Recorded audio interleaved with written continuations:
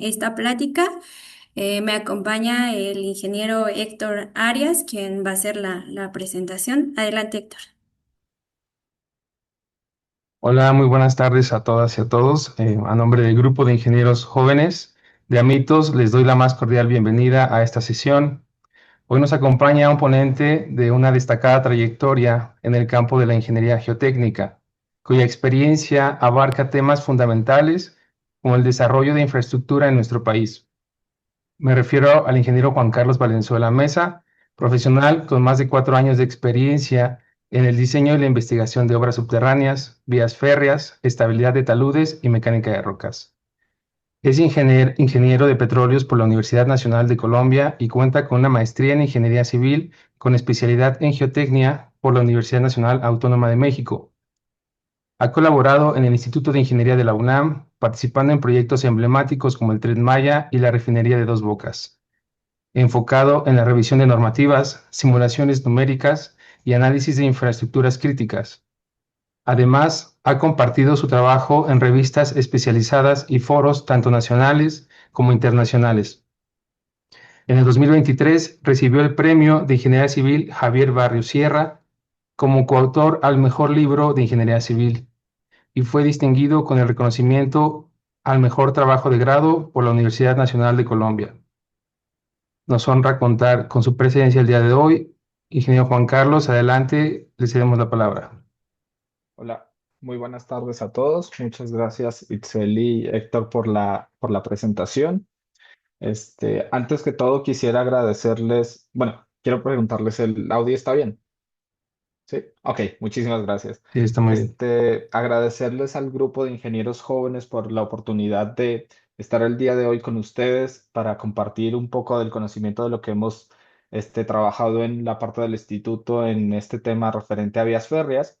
Y agradecerle a todos los ponentes, a todos los participantes que se tomaron el tiempo para compartir en este momento y enriquecer un poquito más el conocimiento que vamos a tratar hoy. Bueno, el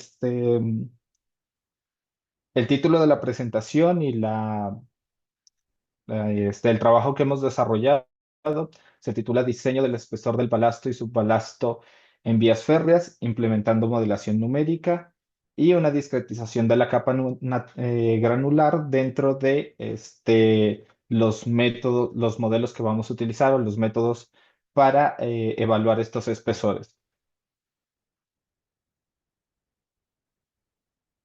Vale, la presentación va a estar dividida en tres partes. La primera parte va a ser una parte conceptual y un poquito de contexto que vamos a tener y la siguiente va a ser los métodos que existen o que se han desarrollado actualmente para la evaluación del espesor del balasto en las vías férreas y posteriormente viene la parte que junto con la doctora Alexandra Osa hemos desarrollado y hemos trabajado y en la cual hemos intervenido un poquito en la modificación de estos métodos a través de la implementación de el modelado numérico para tener consideraciones de problemas más actuales en la vía férrea.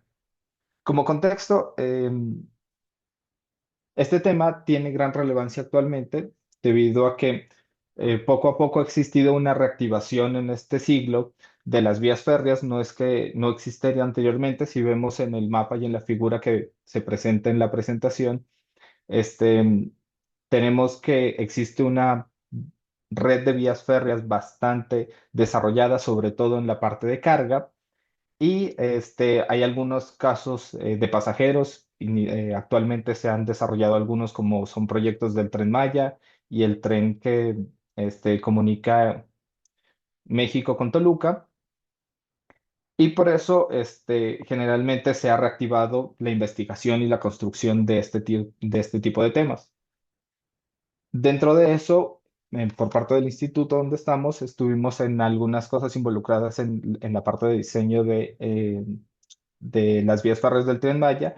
Y después de eso, quisimos involucrarnos un poquito más en el desarrollo de esta temática y desde nuestro punto o desde nuestra área, que es la geotecnia, vamos a enfocar un poquito en la parte de las vías férreas.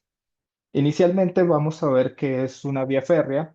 Como tal, una vía férrea es la parte esencial o el componente principal de la infraestructura ferroviaria y que proporciona una ruta física para el movimiento de los trenes. Entonces, como tal es la parte que se encuentra o por donde van a transitar totalmente los trenes y estas vías se pueden clasificar en tres áreas que serían la parte de las vías para pasajeros, carga y mixtas. Es importante en el enfoque que nosotros vayamos a tener esta diferenciación si son para pasajeros o carga, debido a que actualmente, conforme al incremento o para que este tipo de vías sean competitivas, la velocidad a nivel de los pasajeros y la carga que se está utilizando o pues que se puede transportar en los ferrocarriles es de vital importancia. Entre mayor carga y mayor velocidad, se tiene mayor réditos y mayor competitividad como medio de transporte. Pero como vamos a ver posteriormente, estos exigen que el diseño sea cada vez más exhaustivo y que a nivel de los espesores de balasto, que es el tema que nosotros vamos a tocar en esta charla, se requieran mayores espesores o se requieran algunas actividades alternas para mejorar este tipo de diseños. Listo. Como contexto general, existen dos tipos de vías férreas principales. Estas son las vías que utilizan el balasto y las vías que utilizan losa. Esquemáticamente, por ejemplo, yo creo que la mayoría de personas hemos tenido la oportunidad de ver una vía en la cual existen partículas granulares en las cuales están soportados los durmientes y los rieles. Los durmientes son las partes grises que vemos en esta imagen y los rieles son en los cuales se van a apoyar las ruedas de los trenes y están en un medio granular el cual soporta y el cual comunica la parte inferior de la subrasante o del terreno natural y los durmientes y los rieles. Y por el otro lado tenemos las vías con losa. En este caso ya no es un material granular el cual tiene sobre el que se apoya la vía, sino una losa de concreto, la cual va a tener características específicas y bueno, ahorita hablamos específicamente de las diferencias, pero son las dos modalidades en las cuales nosotros podemos tener dichas vías. Por un lado, la vía de balasto es una vía que tiene características en las cuales son vías más económicas en comparación con las vías de losa. Más o menos el porcentaje de economía está dado que una vía de balasto una vía con losa es 2 a 3 veces más cara que una vía con balasto. El tiempo en construcción es mucho menor en las vías con balasto y tenemos una lógica de fácil reparación en las vías de balasto y una reparación un poquito más complicada en las vías de losa porque vamos a ver más adelante específicamente, pero cuando tenemos vías con balasto, simplemente se puede hacer una renivelación al aumentar la cantidad de balasto en esta parte, se levantan las vías y se rellena otra vez con balasto y así se pueden corregir problemas de alineación o de nivelación que podamos tener en las vías. Y la reparación en las vías con losas es un poquillo más complicada debido a que si se llega a producir un asentamiento diferencial no de la losa, sino de la subrasante que tenemos en la parte inferior, vamos a tener que cambiar bueno, vamos a tener que destruir parte de esta losa o utilizar maquinaria específica para esta reparación. El mantenimiento también es otra parte importante que se maneja. Por ejemplo, en las vías con balasto se requiere un mantenimiento regular y en las vías con losa este mantenimiento es mucho menor y van restricciones ya un poquito más técnicas respecto a la velocidad. Por ejemplo, la velocidad en vías con balasto es de 250 a 300 kilómetros por hora como máximo y las vías con losa el valor puede ser mayor a 300 kilómetros.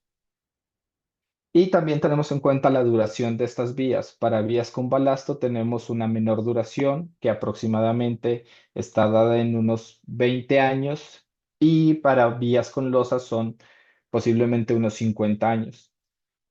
En situaciones de rendimiento, las vías con losa presentan muchas mejores características. Sin embargo, el alto costo que tienen estas vías y el mayor tiempo de construcción hace que para una inversión inicial sea mucho más, se requiere mucha mayor inversión inicial y por lo tanto las vías con balasto siguen siendo una opción bastante grande en algunos países. También existe otro enfoque que, aparte de las situaciones o las ventajas y desventajas que se puedan tener para estas vías, vamos a tener que algunos países y en algunas partes em, se tiene mayor conocimiento de la construcción de vías con balasto y vías con losa y toda su investigación tanto constructiva como de diseño, está enfocada en este tipo de materiales. Por ejemplo, para las vías de balasto es mucho más común encontrar estos diseños en países como los Estados Unidos y Francia, y para vías con losa, generalmente países como Japón o Alemania tienen una investigación y una implementación mucho más desarrollada que para vías con balasto. Ahora, para el caso de México, nosotros, la mayoría de diseños de vías que se tienen actualmente y de las cuales se han pensado construir o que se están construyendo, están dadas en vías con balasto y en algunos casos en infraestructuras específicas como puentes y estaciones, se requiere generalmente debido a la carga también vías con losas, pero la vía principalmente está hecha con balasto. Entonces, debido a este enfoque que se ha utilizado en México, lo que se tiene es que el análisis o el diseño del espesor de esta capa granular, que es compuesta por el balasto y el subbalasto, va a ser muy importante y es la razón de la temática de esta presentación. Inicialmente vamos a hacer una pequeña descripción de los componentes que tienen una vía férrea con balasto. En este caso, la vía férrea se puede clasificar en tres partes: una subestructura, una, una superestructura, una subestructura y una plataforma. Para esto, la subestructura está compuesta, como vemos aquí, por los rieles y por los durmientes y por las fijaciones. Entonces, principalmente las vías tienen los rieles, que es donde, como ya mencioné, se apoyan las ruedas de los trenes, los durmientes que pueden ser de concreto o de madera tradicionalmente, y las fijaciones que son las que unen y sujetan el riel con cada uno de los durmientes. Posteriormente tenemos la parte de la subestructura. La subestructura está compuesta por la parte del balasto, que vemos aquí como material granular, y el subbalasto. Vamos a entrar un poquito más a detalle a lo largo de la plática. Y en algunos casos tiene materiales adicionales como geosintéticos que ayudan para incrementar el esfuerzo, el confinamiento que se tiene de los materiales granulares para hacer divisiones entre materiales, y también se pueden utilizar otro tipo de materiales, por ejemplo, como mezclas en caliente, mezclas de asfalto en caliente que hacen que se rigidice y que se impermeabilice las capas. Y por último, en la parte inferior tenemos la plataforma, que la plataforma corresponde a la subrasante y un relleno. Este relleno depende si tenemos en nuestro diseño de la vía férrea espacios en los cuales son mucho más abajos que digamos, como la proyección geométrica de la misma. Se va a dar que vamos a tener que colocar un relleno para que se pueda apoyar la parte de la subestructura y la superestructura. Aquí, como vemos en la presentación, los colores que se encuentran sombreados con gris, como el geosintético y el relleno, son opcionales, depende de la configuración que se tenga la vía y también depende del diseño de la misma. Entonces vamos a hablar un poquito sobre esta subestructura para después hablar de la subestructura y posteriormente del diseño. Inicialmente tenemos la subestructura, que en general la función de todas estas de todas estas partes es, bueno, de la subestructura y de la superestructura, es tomar las cargas que vienen de los rieles y irlas distribuyendo entre una área mayor conforme se va pasando en profundidad. Entonces, esta carga se transfiere de los rieles a los durmientes, de los durmientes al balasto, del balasto al subbalasto y del subbalasto al terreno natural. En este caso, la superestructura tiene funciones en específicas, pero cumple la función general, que es la distribución de las cargas. También una de las funciones que tiene esta es la absorción de vibraciones y de impactos y este, la facilidad, como vimos anteriormente, al ser de balasto, que tiene para hacer un alineamiento y una nivelación de la vía. Existen ciertos daños y nos vamos a enfocar un poquito en los daños porque esa es la lógica de tener un buen diseño, evitar estos daños. En este caso estamos hablando de la superestructura, pero posteriormente hablaremos de la subestructura. Y los daños asociados que se tienen para estos materiales son la grieta por fatiga en los rieles y durmientes, el desgaste lateral y vertical de los rieles. Por ejemplo, en las imágenes vemos en el cursor que pueden existir grietas en los durmientes, que puede existir grietas a lo largo de las vías de los rieles y existen desgastes verticales de los rieles, como en este caso. Vamos a ver posteriormente que estos están relacionados muchas veces con pequeños asentamientos o pequeñas como agrietamientos de los mismos materiales que producen que el tren se cargue específicamente en un riel y eso hace que se vaya desgastando y desgastando con el paso cíclico de las cargas y posteriormente lo que esto puede generar es que exista cada vez un mayor desgaste, un mayor incremento de cargas y posteriormente que puedan existir algunos este, problemas en la vía, siendo los más básicos vibraciones dentro del tren o una disminución en el confort de los pasajeros si el tren es de carga. Y ya en casos un poquito más extremos, la idea de la posibilidad de un descarrilamiento del tren si existe un alabeo bastante pronunciado. Algunos otros daños asociados a la superestructura están dados en las corrugaciones de los rieles, que es que exista una deformación a nivel longitudinal y el aplastamiento de los durmientes bajo el riel, que en este caso sería que se pierde el contacto específico, como vemos en esta imagen, del riel con los durmientes. También está asociada la pérdida de sujeción.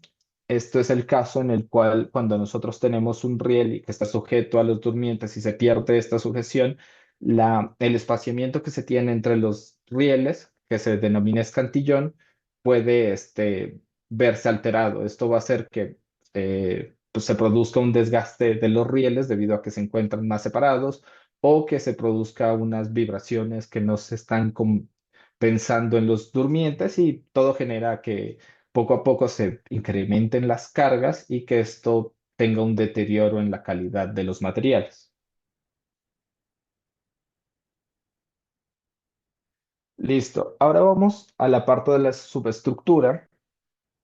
La, esta, esta parte de la vía férrea sigue cumpliendo la misma función que es distribuir y transferir las cargas. Entonces, en este caso, toma las cargas que vienen de los durmientes y las transfieren a la subrasante y tiene funciones, ya que estamos trabajando, bueno, que se está analizando una vía con subbalasto, que es permitir el drenaje ascendente, descendente y lateral.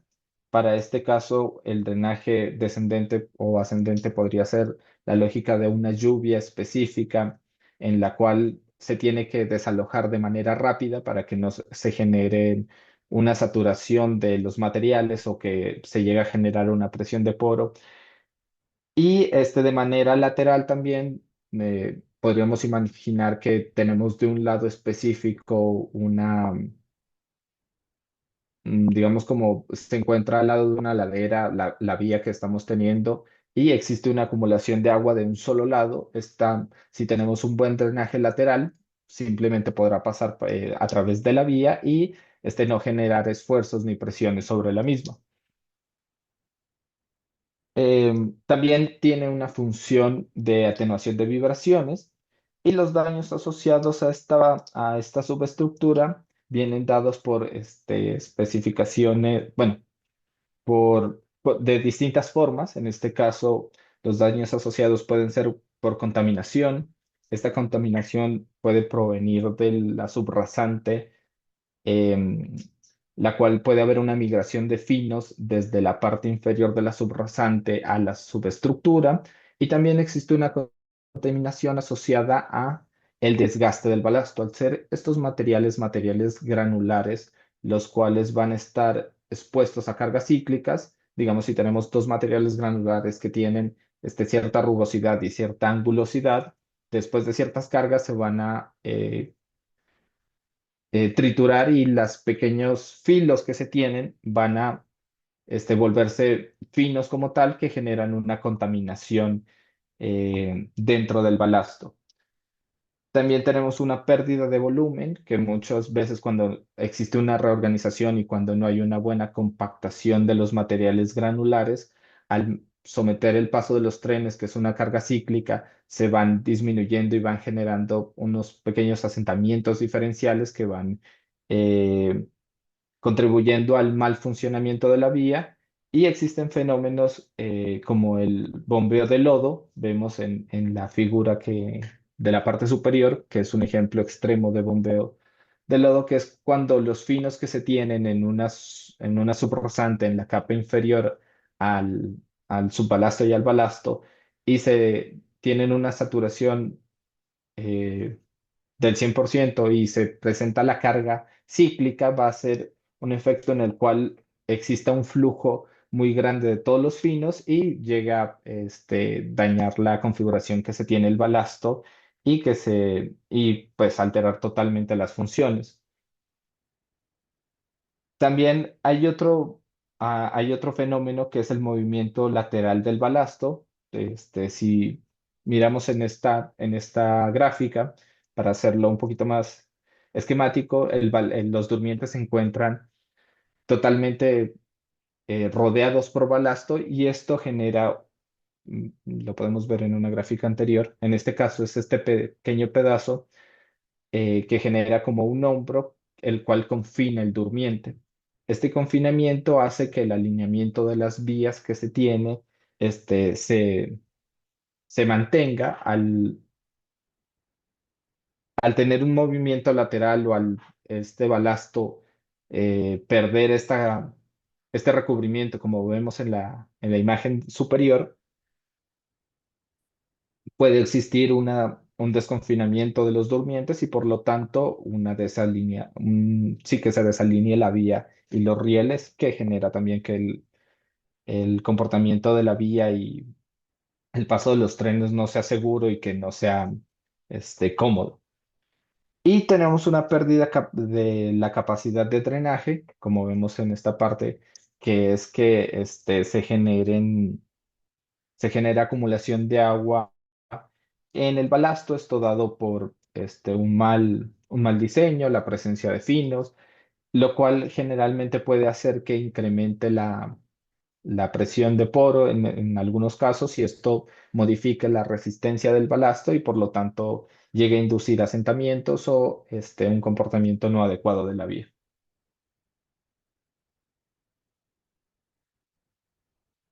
Sí. Listo. Entonces, vamos aquí a mostrar un poquito las partes de la subestructura.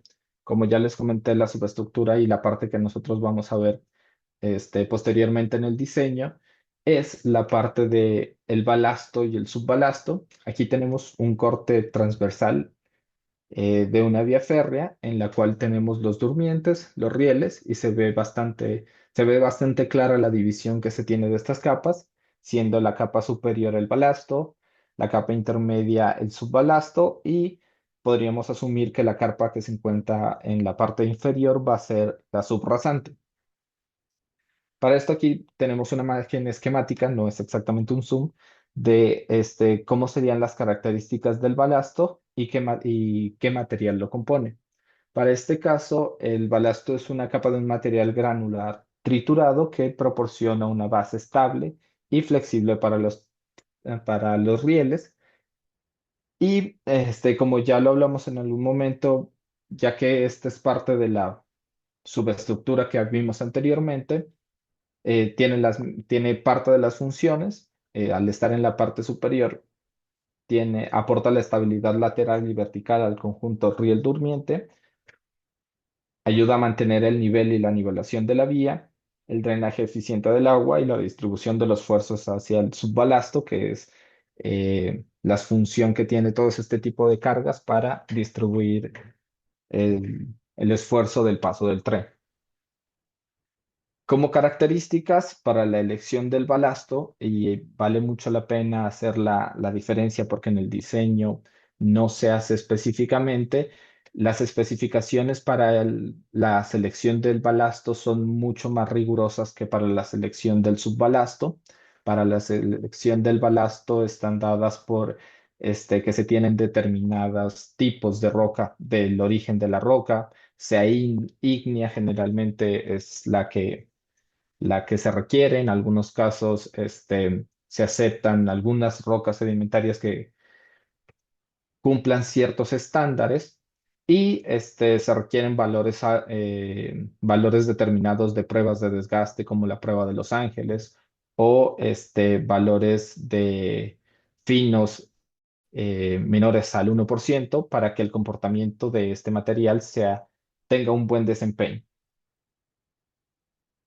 Y posteriormente en la parte inferior, como ya les comenté, tenemos el subbalasto. El subbalasto también es un material granular, el cual las especificaciones son un poquito más laxas que para el balasto. Se tiene una cantidad de finos un poquillo más tolerable.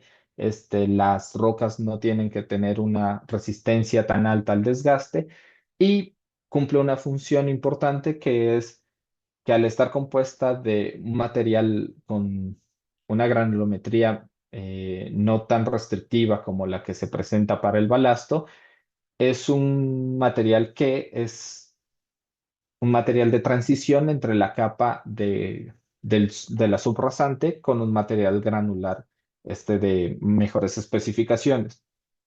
Las funciones de esta capa es evitar la interpenetración del balasto y las capas inferiores, mejorar el drenaje de la vía y proteger la subrasante de la infiltración rápida de agua pluvial a través del balasto. Entonces, cuando tenemos la infiltración en este punto, esta capa, al ser mucho más permeable, lo deja que pase rápidamente, y el subbalasto igual es una capa permeable, pero va a hacer que no se infiltre de manera excesiva y que el drenaje del agua se vaya hacia los lados de la vía. Y también funciona como una capa que impide el ascenso de las partículas finas a la subrasante. Todo esto, obviamente, bajo un diseño y un buen mantenimiento, y eso va a hacer que tenga un buen funcionamiento como tal de la capa. Anteriormente, algunos trenes en el siglo pasado, no sé, algunas vías férreas en el siglo pasado no se diseñaban con una capa de subbalasto, sino simplemente una capa de balasto. Y esto hace que generalmente después se terminara siendo una capa intermedia como la del subbalasto, porque cada vez las partículas del balasto se iban penetrando y se iban distribuyendo cada vez más en la capa de la subrasante y generaban un balasto de manera involuntaria, requiriéndose capas más gruesas de balasto. Entonces, estas son como tal la parte de la subestructura, las capas que se va a diseñar, el espesor de estas dos capas, que es el subbalasto y el balasto. Pero vimos un poquito más sobre las funciones y cómo están compuestas, cuáles son las características. Todo esto es un tema mucho más específico, en el cual se puede ahondar, y las especificaciones y las normativas que se tienen actualmente, pero el enfoque de esta presentación está dada para el diseño de este espesor. Entonces, por último, tenemos la parte de la subrasante, Este es el terreno natural, dependiendo de el lugar donde se esté, se puede llamar terreno natural o subrasante. En México existe una definición de subrasante a una capa posteriormente a lo que vimos anteriormente, que era el relleno. En este caso, para la presentación, vamos a tener en cuenta que la subrasante es el terreno natural donde se apoya la vía. Y generalmente, pues si se puede hacer un mejoramiento, una compactación de este tipo de capas o se la nivela para el diseño, es conveniente realizarlo. Y la función de esta capa es brindar el soporte estructural al sistema, o sea, todas las cargas que hemos venido distribuyendo, todos los esfuerzos que se han venido distribuyendo del paso del tren, van a ser soportados últimamente por la subrasante y asegura la resistencia mecánica frente a las cargas y contribuye a la flexibilidad global de la vía, ya que esta no puede ser demasiado rígida, tiene que tener cierta flexibilidad porque al ser muy rígida puede tener repercusiones en el desgaste de los durmientes y de los rieles, ya que todo esto es una interacción entre la superestructura y la subestructura como material, el material granular y los rieles y los durmientes. Ahora, existen ciertos problemas asociados a la subrasante, al igual que lo vimos anteriormente para la superestructura y la subestructura, y en este caso hay algunos los cuales son ajenos a al diseño que vamos a ver, pero que se tienen que tener en cuenta. En este caso es la licuación, para la cual se requiere un mejoramiento del suelo. Si se detecta que es un suelo susceptible a ser licuable, los suelos compresibles también, debido a que esto va a hacer que exista una consolidación de estos suelos por el incremento de las cargas y por las cargas cíclicas que vamos a tener. Suelos expansivos, que estos dependen de la saturación que se utilicen y la saturación que tenga el suelo y que se expandan o se contraigan. Y esto nos va a afectar a la nivelación de la vía. Y tenemos la inestabilidad y el colapso. En este caso es la parte donde nos vamos a centrar porque esta inestabilidad sí se puede dar debido a que estas cargas cíclicas que se pueden interpretar que son el paso continuo de los trenes, van a hacer que me existan ciertas fallas que no son fallas generales, sino fallas plásticas que lo vemos en un momento, y el colapso es la presencia de cavidades que se puedan tener.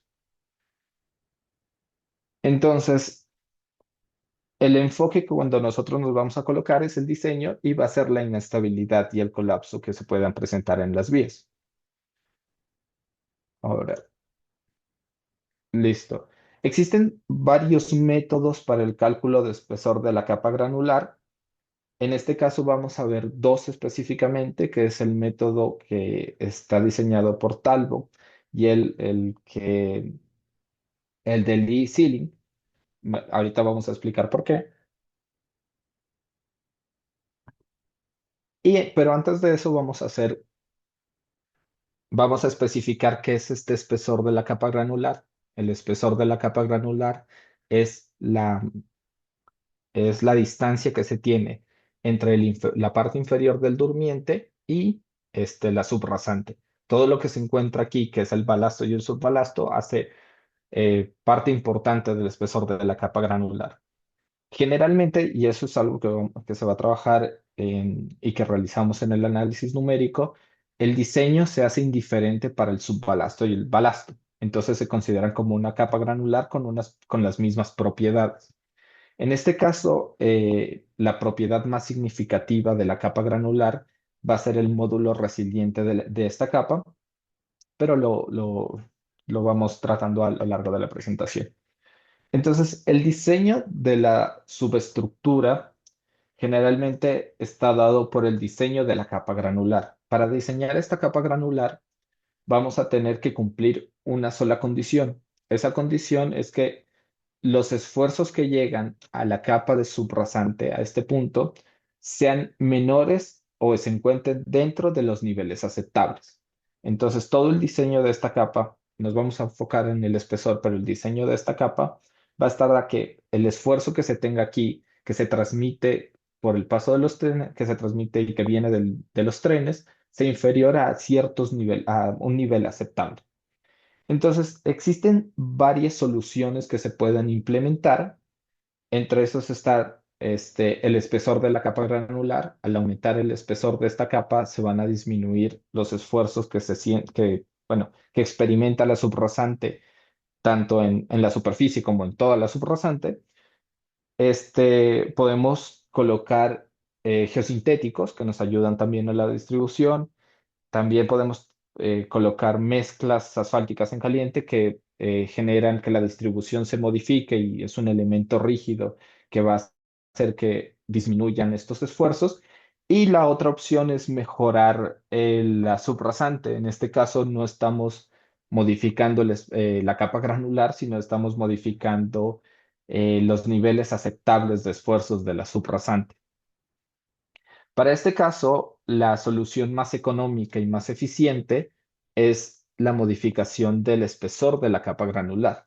Entonces, si nosotros colocamos una capa granular de mayor espesor, podemos hacer que los esfuerzos disminuyan y sea económica y rentable esta selección.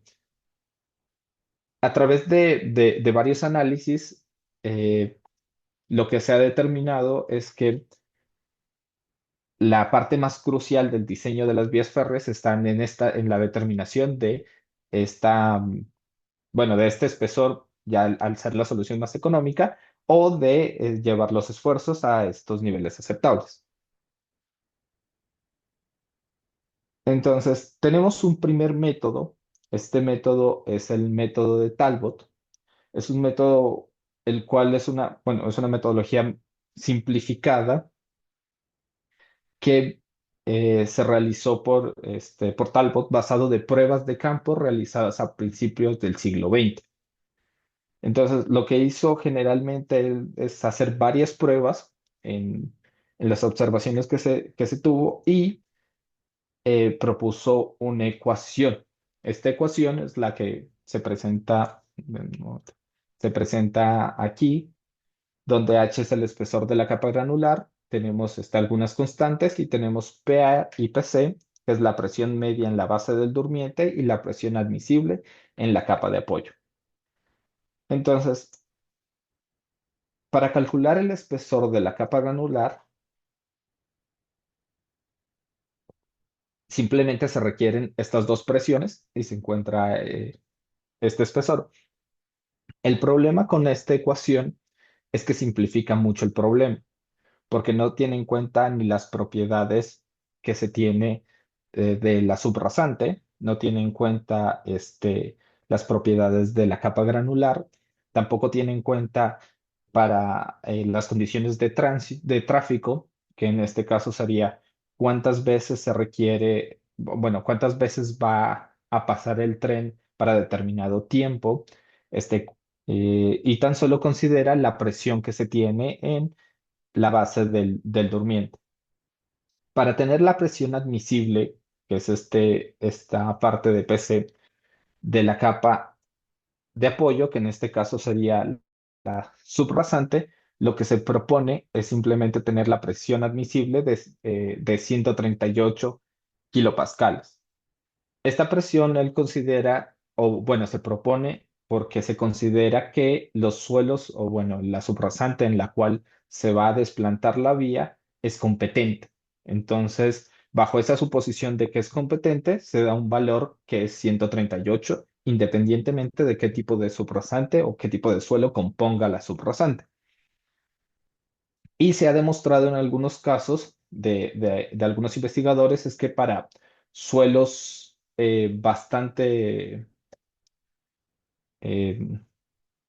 duros o bueno, bastante competentes, puede generar una sobreestimación del espesor de la capa granular y para suelos blandos va a tener una condición difícil en las cuales se presenten algunos asentamientos de manera previa a lo que se esperaría. La razón por la cual estamos estamos tratando esta metodología es que actualmente en México, por más de que es simplificada, aún se sigue haciendo, aún se sigue utilizando en el diseño. Y si vamos a el manual de AREMA, la metodología aún se presenta y se da un ejemplo de la misma. Entonces, es un poquito simplificada para hacer las, esta estimación de los parámetros y para ver cómo calcular estos parámetros.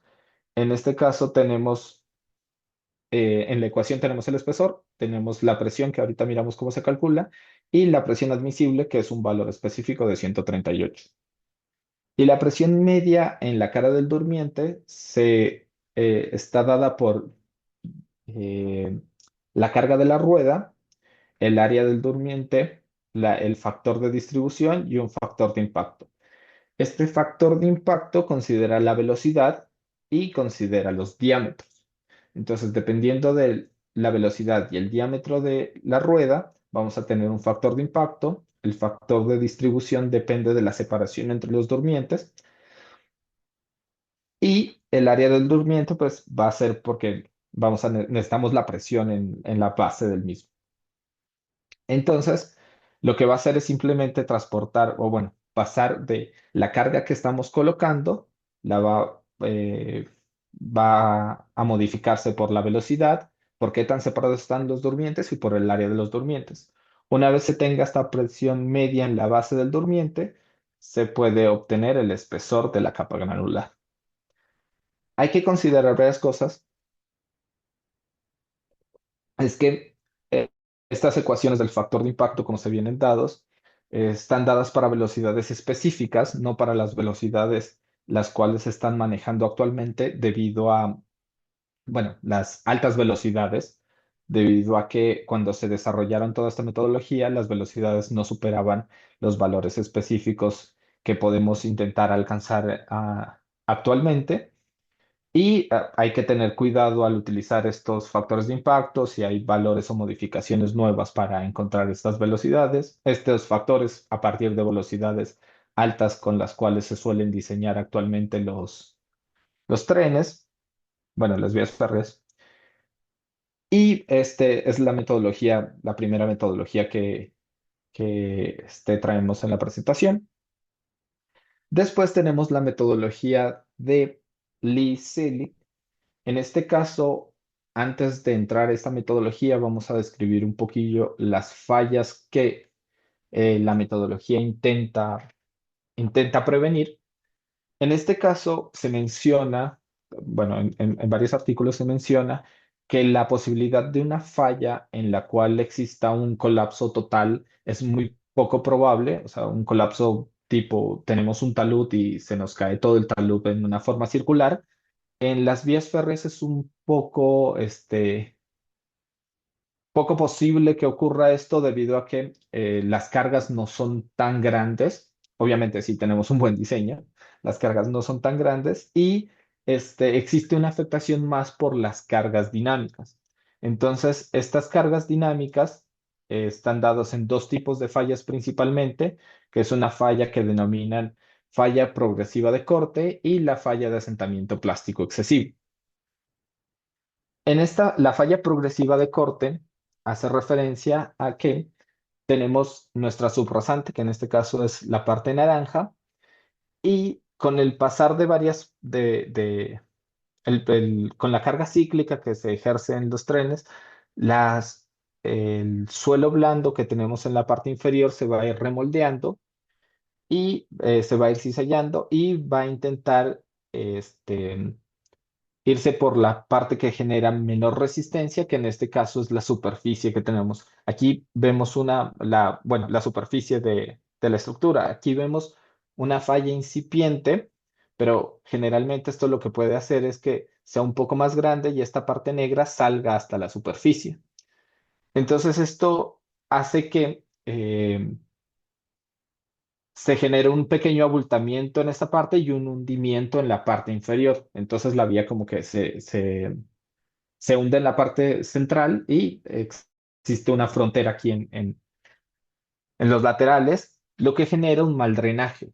Entonces, este mal drenaje genera un desempeño de la vía, como ya lo vimos anteriormente, un desempeño de la vía deficiente y me va a generar la acumulación de presión de poro, la acumulación de la modificación de resistencia y eso me va a generar me va a desencadenar un montón de problemas y de mal funcionamiento de la vía.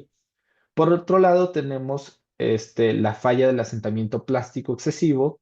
Esta falla ocurre debido a que se generan unas bolsas de balasto en la parte inferior de la vía, como lo vemos en la figura 4, y esto se debe a que eh, cuando nosotros tenemos nuestra vía o nuestras cargas, se genera una consolidación del suelo que se tiene en la parte inferior. Entonces, se va consolidando poco a poco y va generando un hundimiento. Y cuando se genera este hundimiento, ya hay operaciones de mantenimiento en las cuales se está realineando. Entonces, se alza las vías, se rellena el balasto y se realinea, se, bueno, se nivela la vía, se va incrementando el balasto y este se va hundiendo y va generando estas bolsas de balasto. Para este caso hay eh, ciertas características. Para que se produzca esta falla, se tiene que tener un espesor de un suelo que se consolide bastante grande para que exista esta consolidación. Y en este caso, basta con unos pequeños centímetros que este suelo, bueno, no tiene que ser tan grande, para que este suelo se remoldee y eh, ocurra la falla progresiva por corte. Entonces, estos dos tipos de falla son las fallas que son más comunes o que se han registrado de manera más común y por lo tanto el método de Lee-Sillig lo que hace es intentar prevenir la ocurrencia de dichas fallas. ¿Cómo lo hace? Este método, lo que ellos encontraron, o bueno, lo que ellos estudiaron, fue que para la falla número uno, o bueno, para la falla progresiva de corte, que lo vamos a llamar el criterio uno, eh, se encuentra relacionada con las deformaciones plásticas acumulativas y la falla, que es la falla de asentamiento plástico excesivo, que es el criterio 2, se encuentra relacionada con el asentamiento asociado a las deformaciones plásticas acumulativas. En este caso, a continuación voy a explicarles de manera esquemática este método. Es un poquito enredado, pero haré el esfuerzo para que todos lo puedan entender. Y lo que ellos hicieron es que al estar relacionado la falla del criterio uno con las deformaciones plásticas acumulativas, eh, ellos intentaron simular, bueno, ellos hicieron estudios en trabajos anteriores en los cuales encontraron cómo se iba a comportar esta deformación plástica acumulativa con características que reflejaran el comportamiento de el paso de los trenes o de una vía férrea. Entonces, este valor de P, que es la deformación plástica acumulativa, se mide exactamente en este caso en la superficie y este valor se mide, al ser la integral del valor, se mide de 0 a T, donde T es el espesor que se tiene del suelo por debajo de eh, el nivel donde se está desplantando la capa granular y lo que ellos encontraron o lo que ellos simularon es que tuvieron varias características, intentaron reproducir varias características en un experimento dinámico. Para este caso, lo que hicieron fue utilizaron varios tipos de subrasante y la sometieron a pruebas dinámicas, aumentando el número de ciclos y a distintas cargas específicamente. Entonces, lo que ellos encontraron es lo que se presenta en esta gráfica. Aquí tenemos en el eje Y las deformaciones plásticas acumuladas y en el eje X tenemos el número de ciclos. Lo que se encontró es que el comportamiento, bueno, como se espera, es que conforme se vayan aumentando el número de ciclos, las deformaciones plásticas acumulativas incrementen y dependiendo del esfuerzo que nosotros coloquemos en cada uno de estos ciclos, vamos a tener mayores deformaciones plásticas, como se tiene en este caso Aquí el valor de B hace referencia a una mayor, a un mayor esfuerzo que se coloca, y conforme aumentamos este esfuerzo, pues las deformaciones plásticas acumulativas aumentan. La posición de todo esto, o bueno, la idea de todo de este análisis es que se limiten a una deformación plástica específica debido a que en este comportamiento hay un punto en el cual, como tienen un incremento que puede ser exponencial, sobrepasar un valor específico de porcentaje de deformaciones plásticas va a hacer que posteriormente a su umbral se incrementen de manera bastante rápida y la vía eh, se degrade bastante, bueno, pues se degrade más rápido de lo que se espera. Entonces, este comportamiento lo hicieron para varios suelos, y lo que encontraron fue que esto se puede relacionar con la deformación plástica, pues lo igualaron a una ecuación, y tuvieron valores que revisamos ahorita a qué corresponden cada uno de estos valores. Y en la gráfica se presenta que se tienen valores experimentales, y las líneas son las que representan el, la aproximación que se obtiene con esta ecuación, y tienen buenas aproximaciones generalmente en los distintos ensayos que ellos hicieron. Entonces, para este caso, seguimos con esta ecuación. En la ecuación vamos a tener que es la deformación plástica acumulada, el valor de P. Vamos a tener parámetros que dependen del suelo.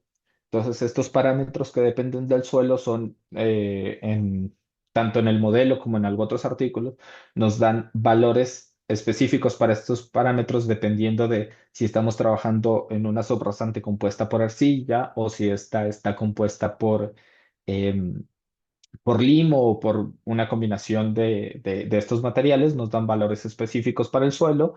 Tenemos una resistencia a la compresión de la subrasante, que es la resistencia a la compresión, un ensayo básico de resistencia a la compresión, y la cual nos va a determinar las condiciones específicas que tiene el suelo en la densidad, o nos representa de manera indirecta la saturación, la densidad del mismo. Y tenemos un esfuerzo desviador, que en este caso sería la carga, en la parte cíclica sería la carga cíclica que nosotros estamos colocando, y en el plazo de los trenes sería el esfuerzo desviador que se tiene al momento en el que pasa el tren. Y tenemos un número de aplicaciones de esfuerzo repetido, que es cuántas veces se aplicó esta carga o cuántas veces se aplicó pasó este tren. La ventaja, y es lo que se mencionaba cuando se estaba trabajando en Talbot, es que ahorita vamos a trabajar con esta ecuación para ver cómo, utilizando esta ecuación, vamos a poder determinar el espesor de la capa granular. Pero si vemos en este caso, ya que modificamos los parámetros del suelo, se tiene en cuenta el suelo que estamos, qué suelo está compone la subrasante, las condiciones del suelo. Las números de aplicaciones también muestran este valor está en función de la carga estática de la rueda, de la velocidad del ferrocarril y del tonelaje de tránsito que circula por la vía. Y entonces esto nos permite caracterizar mucho mejor las condiciones que nosotros tenemos para evaluar el espesor de la capa granular. Y para el criterio número 2, pues es la integración de esta deformación plástica acumulada, y así vamos a tener un asentamiento plástico acumulado, que son los valores que nos van a permitir tener este, eh, el diseño de este espesor de la capa granular. Aquí ya viene cómo funciona el método, y el método consiste en que, teniendo esta ecuación, nosotros tenemos ya valores específicos para algunos parámetros de los que nosotros estamos usando. Por ejemplo, los valores de A, M y B que dependen del suelo, si se caracteriza cuál es el suelo de la subrasante, se pueden obtener. La resistencia al cortante del suelo también se obtiene a través de pruebas. Y el número de ciclos depende de las veces y el tonelaje que nosotros vayamos a proponer el funcionamiento de la vía férrea, entonces tanto tonelaje es equivalente a tantos años, dependiendo del tráfico que tenga este, la vía férrea o a los años que se diseñe. Y los valores de la deformación plástica acumulada, esos son valores que la persona del diseño eh, puede fijar y al mismo modo, bueno, y a través de distintos artículos se ha encontrado que estos valores más o menos se encuentran alrededor del 2%. Entonces, de esta ecuación, la única variable que no se conoce cuando se va a hacer un diseño es el valor del esfuerzo desviador, este sigma d. Entonces, nosotros tenemos aquí un valor de sigma d y por el otro lado, pues tenemos un valor de simplemente un asentamiento tolerable. Entonces, ¿qué hicieron ellos en su modelo, en su método? Lo que ellos hicieron fue tomar este valor de sigma d, multiplicarlo por A, que es una constante que hace este IE adimensional. Ahorita vamos a ver para qué utilizamos este factor IE, y lo normalizaron por la carga que se aplica. Entonces ellos encontraron que cuando nosotros tenemos un comportamiento, bueno, ahorita lo revisamos, que es la normalización por la carga. Por el otro lado, es un poquito más complejo el factor que hace referencia al criterio 2. Aquí vuelven a aparecer valores como L. L es otro factor que hace adimensional este factor. Y tenemos los parámetros que habíamos visto como A, M y B, N, y el valor de PD, que es el valor de la carga, y el valor de A, que es el mismo valor adimensional.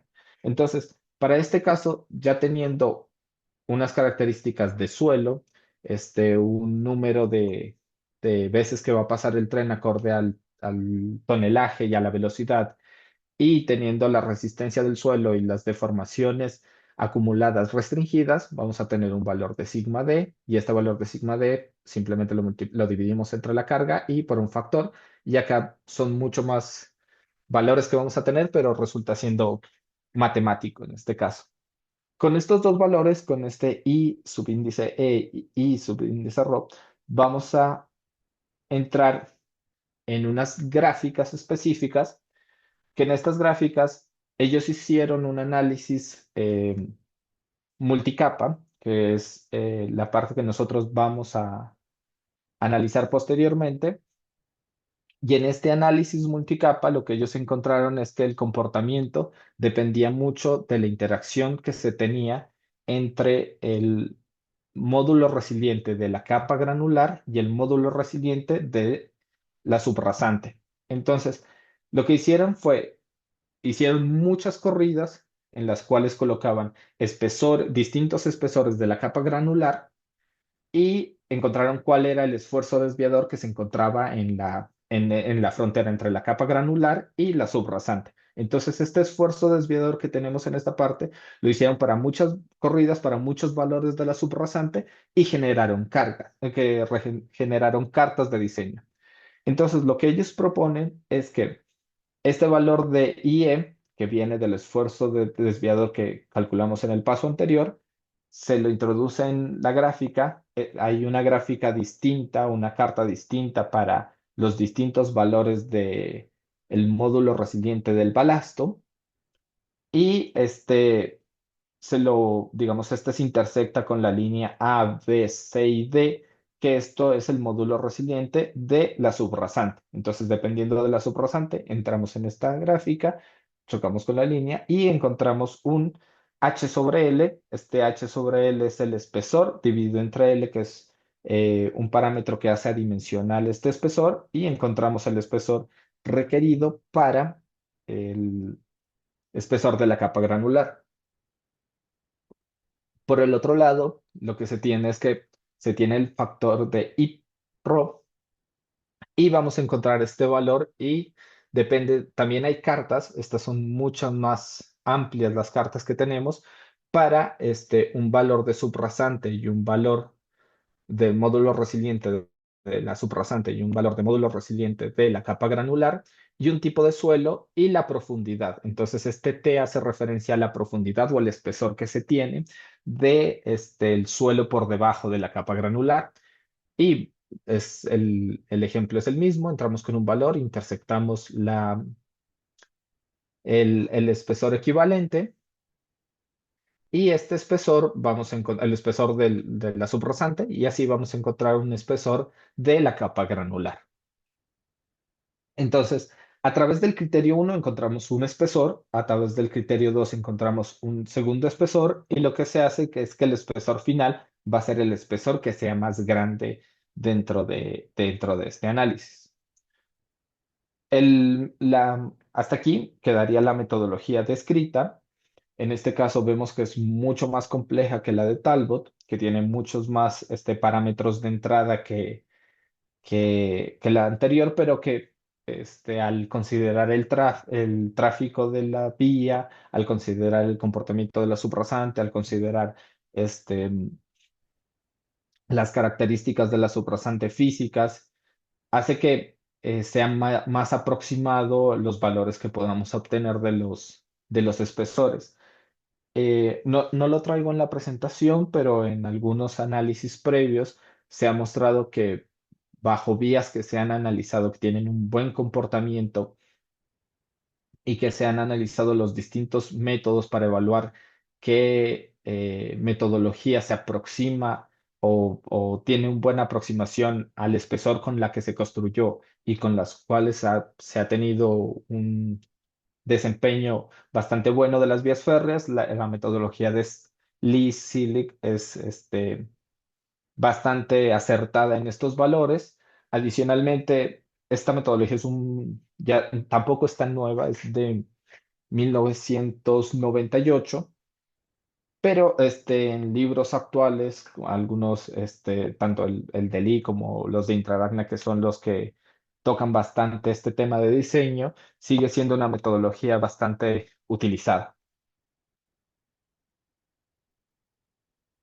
Hasta aquí están los dos criterios y aquí viene la parte donde eh, junto con la doctora desarrollamos la, un análisis adicional a la metodología, que es enfocarnos en la modificación y entender estas cartas en las cuales nos permiten encontrar el espesor. Aquí, como mencioné, hay dos pasos. El primer paso sería esta parte del criterio que es para encontrar el esfuerzo desviador, y una vez se encuentra el esfuerzo desviador, se encuentra el espesor a través de la implementación de las cartas. La primera parte, que es esta, viene dada por todos estos estudios que se hicieron a nivel experimental y que se han comprobado. Por lo tanto, aún en la actualidad se siguen referenciando dichos estudios y se siguen utilizando esta ecuación, que es bastante implementada, pero las cartas tienen algunas limitaciones. Y esto se da en que para el desarrollo de las cartas, aquí vamos ya a lo que hicieron los eh, Lee, y se presenta en la metodología de Lee-Sillig, es una representación del estado de esfuerzos. Lo que ellos querían, ya lo comenté hace un momento, pero era al variar distintos espesores, encontrar el esfuerzo desviador en la frontera que se tiene de estas dos capas. Y para esto requirieron un análisis tridimensional, porque depende mucho, a diferencia de otros tipos de problemas, de la separación de los durmientes, de el lugar donde se ponen los rieles, también la dependencia del estado de esfuerzos de las propiedades de los materiales, y por lo tanto, debido a esta peculiaridad, bueno, a esta exigencia de un comportamiento a nivel tridimensional, lo que ellos utilizaron fue un modelo multicapa, que es el modelo de Geotrack. Entonces, este es un modelo multicapa elástico que da una solución analítica y que tiene que caracteriza los rieles y los durmientes y así, y la geometría como tal de los materiales. Entonces aquí vemos un esquema de cómo funciona, es un modelo multicapa en el cual se pueden poner ciertos números de durmientes, cierto número de rieles y el comportamiento del suelo en este caso es semi-infinito tanto hacia la profundidad como hacia los lados. Entonces son capas semi-infinitas en el plano horizontal. Entonces, con este modelo, lo que ellos hicieron es que desarrollaron estas cartas que nos permiten encontrar el espesor de la capa granular, pero ya que se requerían hacer que sean para su utilización práctica dichas cartas, lo que hicieron, como ya les mencioné, una carta solo corresponde a un módulo resiliente de balasto y módulos resilientes de la subrasante. Entonces tomaron los valores de balasto y de la subrasante más comunes que se tienen para en el diseño de vías férreas. Por lo tanto, existen cierto número de cartas para distintos valores de balasto. Entonces, en el caso en el cual nosotros tengamos o estemos diseñando un espesor de balasto, un caso de una vía férrea en el cual requerimos el espesor del balasto y de la capa granular y el módulo resiliente del balasto y el módulo resiliente de la subrasante se alejan de el valor que nosotros estamos de las cartas que nosotros tenemos, tendríamos que interpolar o utilizar la carta más cercana. Por otro lado, tiene algunas simplificaciones. En este caso es que la capa granular, para hacer que sea más fácil y no se tenga que no hacer muchas más cartas, lo que ellos hicieron es que unieron totalmente la capa granular y asumen que la capa granular es homogénea. Y como vimos anteriormente, esta está compuesta por dos capas, la de balasto y la de subbalasto, que tienen diferencias en granulometría, en este caso en el módulo resiliente, y que están compuestas tal vez por distintos materiales y que las restricciones para el uso de ciertos materiales son distintas para estas dos capas, por lo tanto, tratarlas como una sola es una simplificación. Esto ayuda obviamente a que pueden existir como tal las gráficas. Y otro problema, bueno, u otra limitación que tiene GeoTrack es que el comportamiento en la que se caracterizan estas capas son elásticos, lineal. Entonces, si el comportamiento real de este tipo de capas difiere de este comportamiento, las capas presentan otra limitación.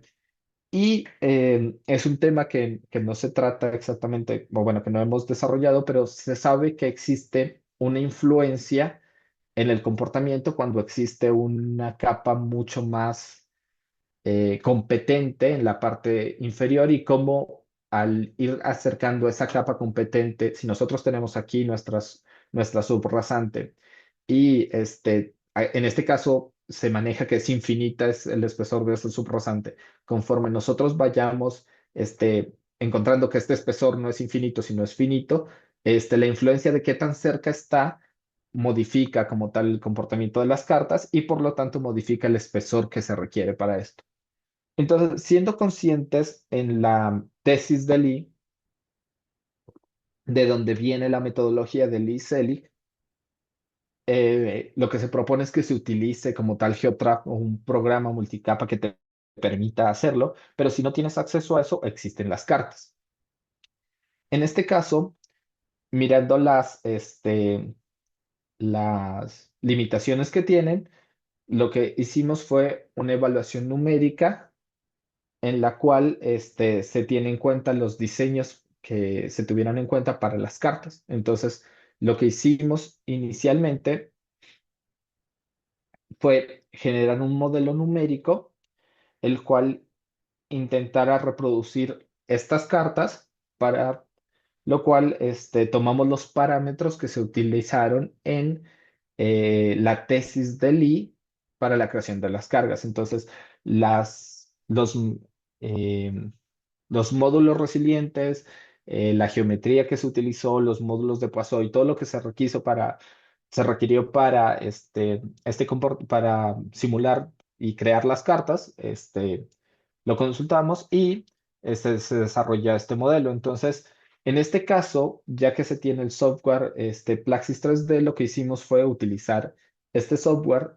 Vamos a ver después que es mucho más versátil que GeoTrack, el que se inició inicialmente. Esto se debe a que eh, aquí se puede limitar las geometrías, pero lo vemos. Entonces, la primera parte fue una calibración inicial. Entonces, se buscó reproducir estas cargas. Se utilizó la geometría y los parámetros empleados en las cartas y se colocó 11 durmientes separados en un escantillón entre la distancia entre riel y riel de 150 centímetros, tres cargas puntuales de 230 kilopascales espaciadas a 280 centímetros y se intentó simular el semiespacio. En este caso, se realizó haciendo un modelo bastante profundo en el cual ya la diferencia entre al incrementar la profundidad no fuera significativa para simular que la frontera estaba muy lejana, como correspondería a un semiespacio. Y obviamente no se puede hacer muy, muy grande porque el costo computacional ya empieza a ser mucho más grande para desarrollarlo. Entonces, la razón por la cual se colocaron 11 durmientes y, por ejemplo, tres cargas puntuales es que GeoTrack se encuentra, o el programa que utilizaron ellos se encuentra con estas limitaciones. Máximo se puede 11 durmientes y tres cargas puntuales. Entonces, eh, lo que hicimos fue hacer este modelo, y encontramos lo siguiente para la calibración. Para esta calibración, lo que se utilizó fue resultados que tenían anteriormente que había sacado Lee en su tesis, en los cuales mostraba cómo se comportaba el esfuerzo desviador versus la profundidad. Entonces, esta profundidad es la profundidad a partir de la base del durmiente. Entonces, ¿qué hizo él? Utilizó GeoTrack y varió los espesores de cada uno en este caso, si hay una división de balasto y subbalasto, vamos a ver que en las cartas de diseño no, pero esto es un análisis o un trabajo anterior en la cual sí hay esa división de balasto y subbalasto. Y lo que hizo él fue poner un valor de subbalasto constante de 15 centímetros y fue aumentando el balasto, el espesor del balasto para ver cómo se comportaban los esfuerzos desviadores conforme aumenta la profundidad.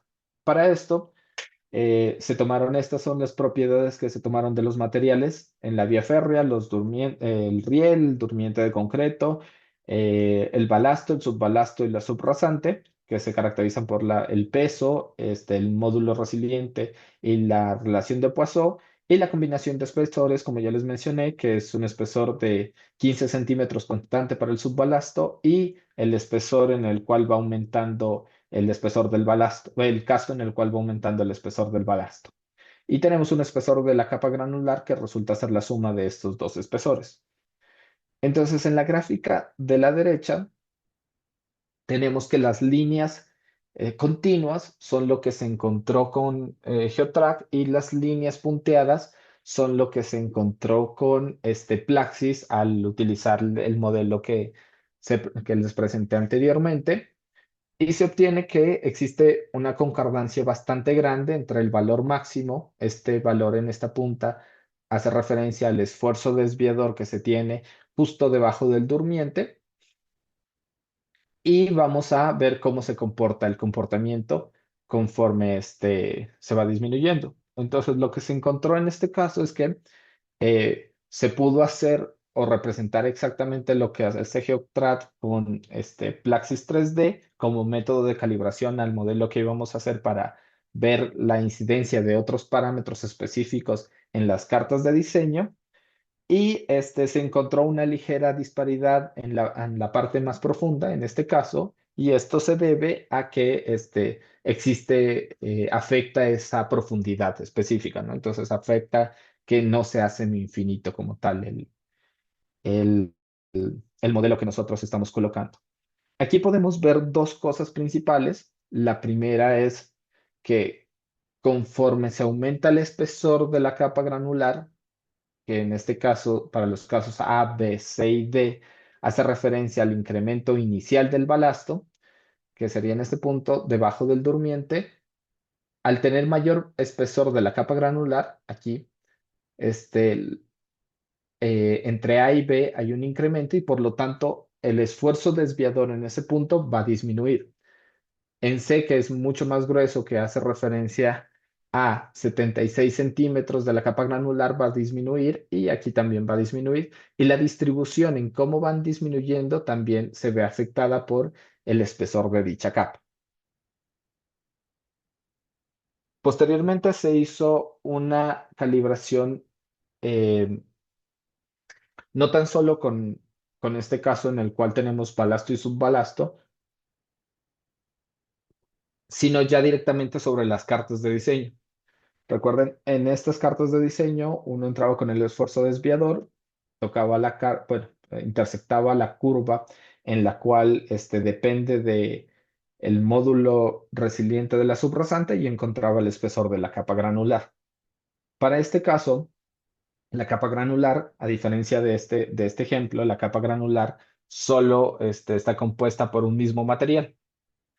Entonces, lo que se logró desarrollar, bueno, se obtuvo de resultados con Plaxis es lo que se encuentra aquí en las líneas punteadas y en la metodología de Lee Selly, que es con las líneas continuas, se hizo para dos distintos módulo resiliente del subbalasto y el módulo resiliente de la capa granular, específicamente de esta carta de diseño, es 275,8 megapascales. Entonces, con esto reprodujimos lo que se obtuvo en las cartas de diseño que Geotrack y para este caso se tuvo una pequeña diferenciación para los valores de espesores granulares pequeños. En esta parte es generalmente un punto específico que se obtuvieron entre las diferencias entre la metodología de Lee Selig y la de Plaxis.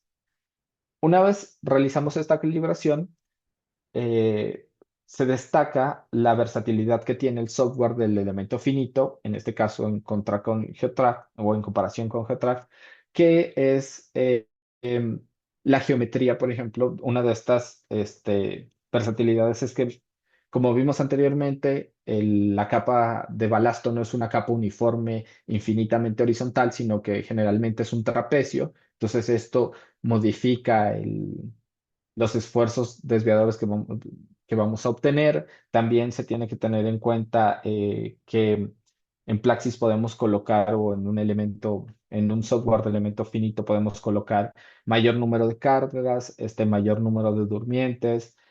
Se puede caracterizar los materiales no linealmente elásticos como se hizo en Geotrack, sino se pueden caracterizar materiales con un comportamiento elastoplástico. Y también podemos utilizar elementos adicionales, como lo vimos inicialmente, como geosintéticos o como una capa de asfalto, los cuales ayudarían a disminuir los esfuerzos desviadores en la superficie de la subrasante, que es el fin del diseño de la capa granular. Y pues bueno, podemos tener mucha más versatilidad para encontrar una vez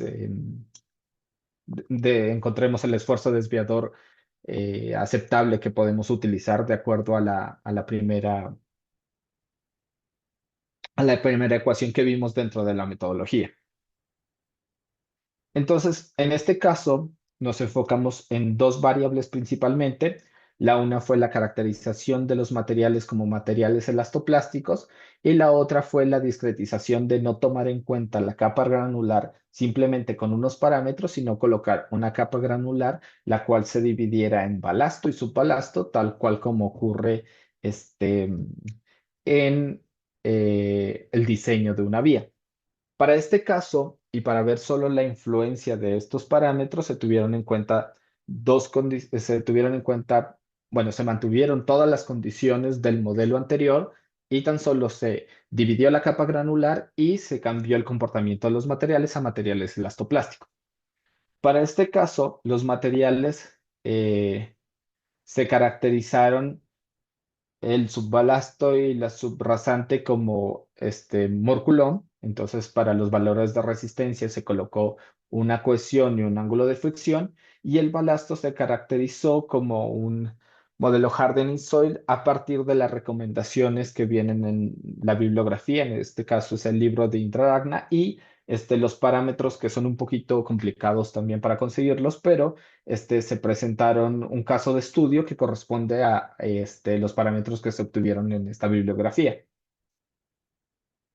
Eh, de lo que se obtiene al hacer una caracterización de los materiales elastoplásticos es que, como ven, anteriormente vimos que cuando desarrollamos en este caso las líneas punteadas y las líneas continuas tenían un comportamiento bastante similar al caracterizarlos de manera elastoplástica.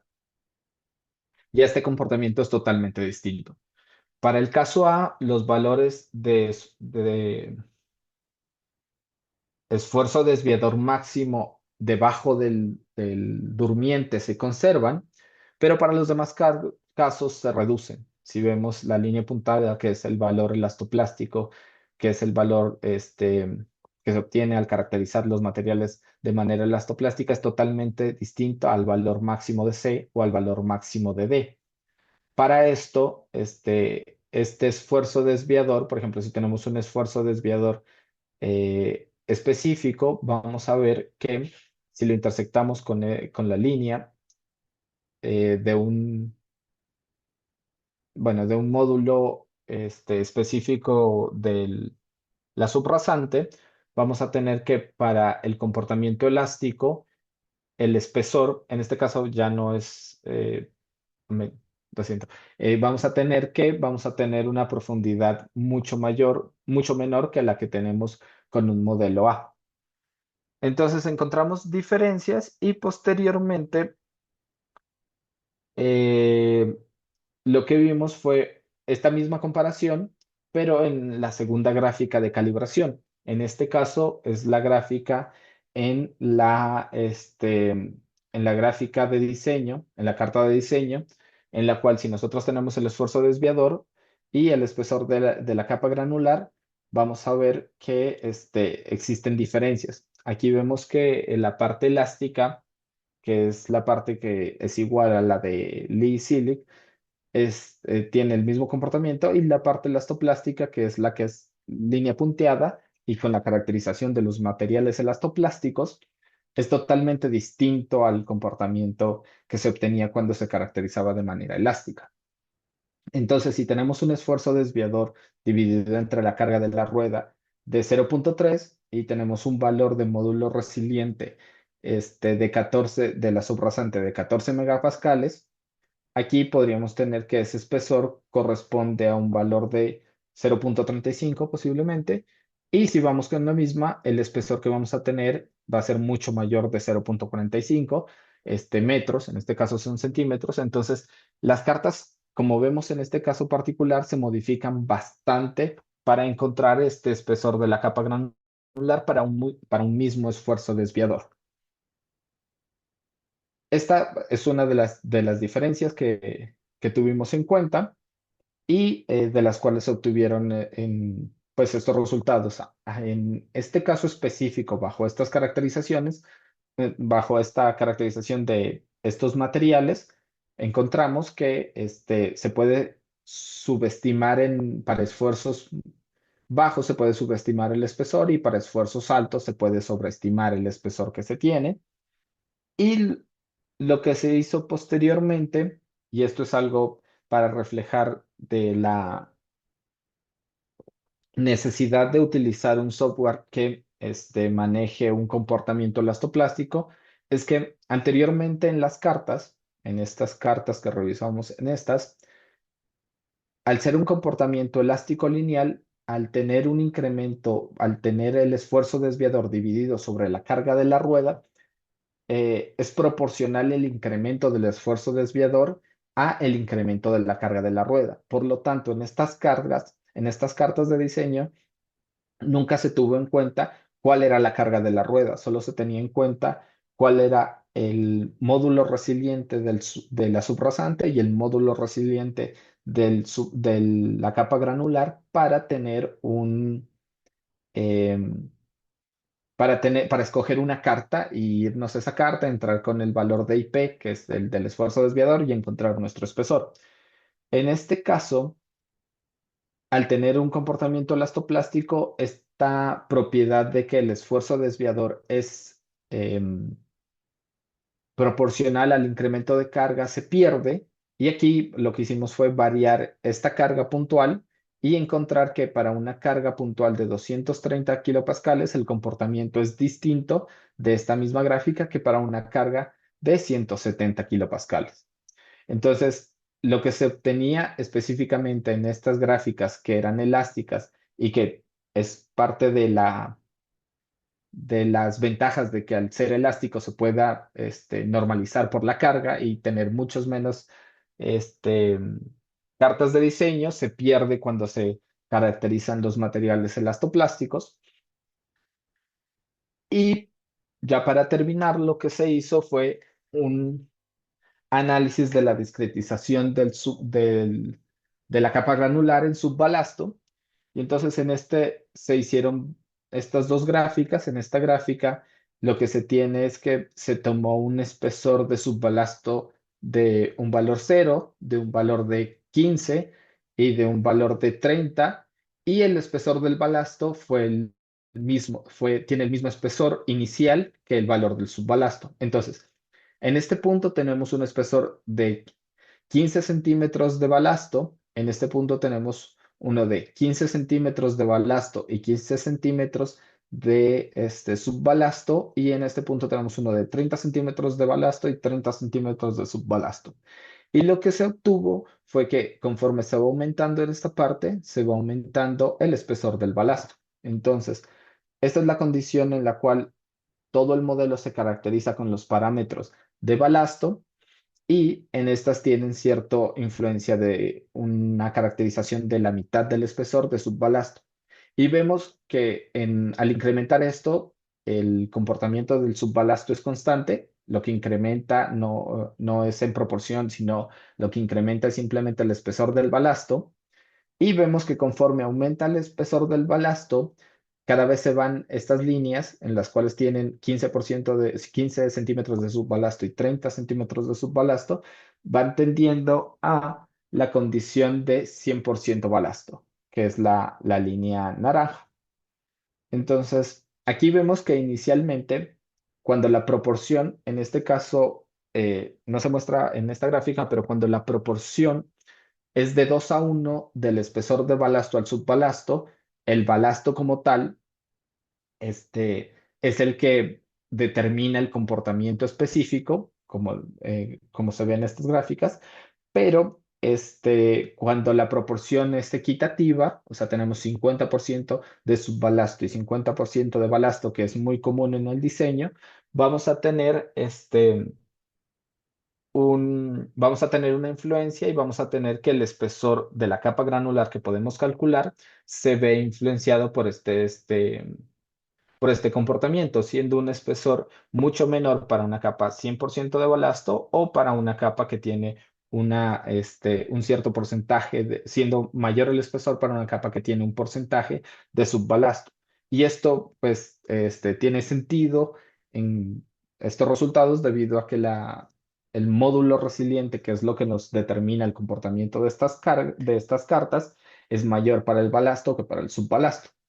Y en la gráfica de la izquierda, lo que tenemos Aquí en este caso, es un incremento constante. Este es el comportamiento de un incremento del espesor de la capa granular de 100%, compuesta 100% por balasto, y en este caso es una capa granular compuesta 50% por balasto y 50% por subbalasto. Y también obtenemos que los espesores van a ser mayor bajo la condición de abajo en comparación con la condición de balasto, de 100% balasto. Para este caso, la caracterización no es elastoplástica, sigue siendo elástico lineal, pero la intención de estas gráficas y de estos análisis es mostrar si discretizamos la capa granular en balasto y subbalasto, qué tanta influencia tiene en el espesor de la capa granular determinada. Ya con esto pasamos a las conclusiones. En general, como conclusión tenemos que el método de Lee-Sillig es un método bastante completo para determinar los espesores de la capa granular por todos los parámetros que vimos que se tienen en cuenta para este desarrollo. Em, que las cartas de diseño del EasyLeak tienen algunas limitaciones prácticas como las que vimos de la caracterización de todas las simplificaciones que se tuvieron que utilizar para su creación, que dado el caso de que no se tengan los recursos o que no se tenga o que los valores de los módulos sean parecidos, para dar una primera estimación del espesor, presentan bastante utilidad, pero al tener un software a la disponibilidad que cada vez es mayor, em, y se pueda caracterizar de mejor manera, vimos que dos propiedades que evaluamos, o bueno, dos características que evaluamos principalmente, que fue el comportamiento, la caracterización del comportamiento de los materiales como elastoplásticos y la discretización de la capa granular en balasto y balasto, pueden modificar bastante el espesor que nosotros vamos a obtener dentro para el buen funcionamiento de la vía férrea. Y entonces, parte del objetivo de hacer estos análisis es complementar de cierta forma y tener en cuenta que al utilizar la metodología del Lee-Sillig que presentamos acá, en esta parte, si se tiene la oportunidad de realizar nuestros análisis para encontrar no necesariamente las cartas, pero sí para encontrar cuál es el espesor que nos permite garantizar este esfuerzo desviador, que es el que nos va a dar un buen funcionamiento de la vía. Es posible utilizar, si existe la posibilidad, es bastante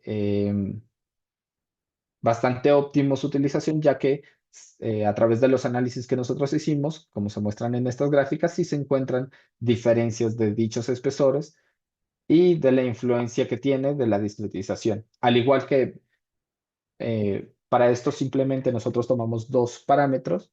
Por ejemplo, si se cambia la metodología o se utiliza otro método, posiblemente el esfuerzo desviador o el comportamiento de estas cargas cambien, y eh, de esta forma podemos complementar eh, bastante bien la metodología de Lee-Sil.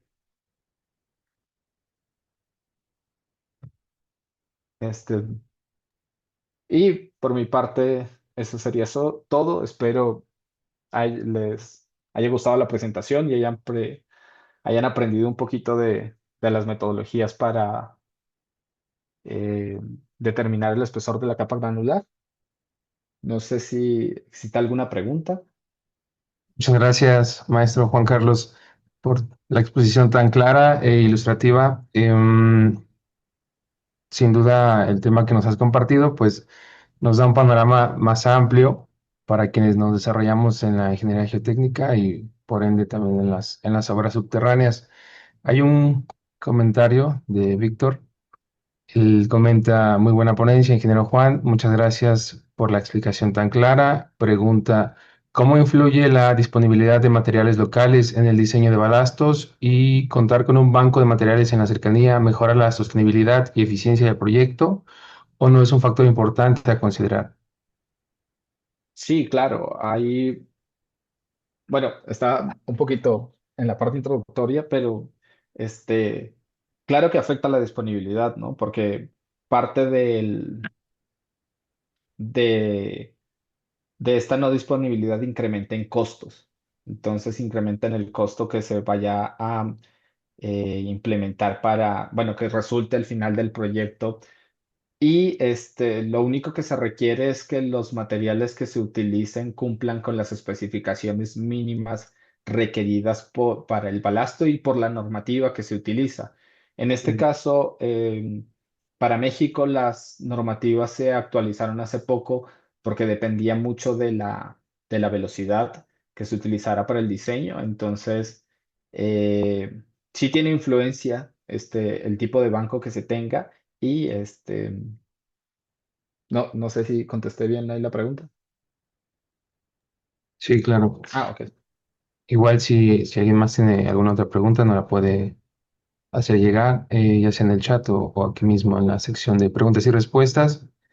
Bueno, y a nombre de todo el equipo de Grupo de Ingenieros Jóvenes de Amitos, pues te agradecemos profundamente tu compartir tu experiencia y conocimientos con la comunidad.